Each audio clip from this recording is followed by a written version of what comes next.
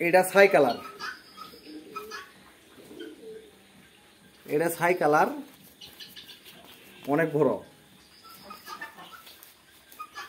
ধরি না কে লেগে পশম উড়ে, ধরলে পরেই এরা পশম উড়ে, এর লেগে ধরি না। অনেকে বলে আমার ধরে ভিডিও করেন, কিন্তু আমি ধরি না। ধরলে এদের গায়ে পশম যেটা আছে পাখনা, এই পাখনাটি উড়ি জায়গা, নরম পাখনা। এটা সাধারণত মুরগি,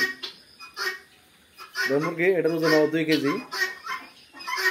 এই দেখতেছেন এটা সোজা ফুল, ফুল যেটা সোজা ওটা মুরগি, আর যেটা বেকা ওটা মোরগ। এটা টিকলি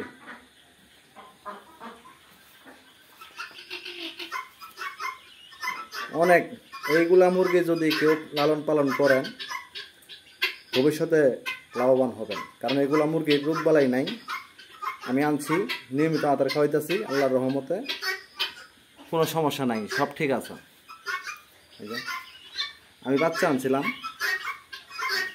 সব ঠিকঠাক আছে আল্লাহর রহম।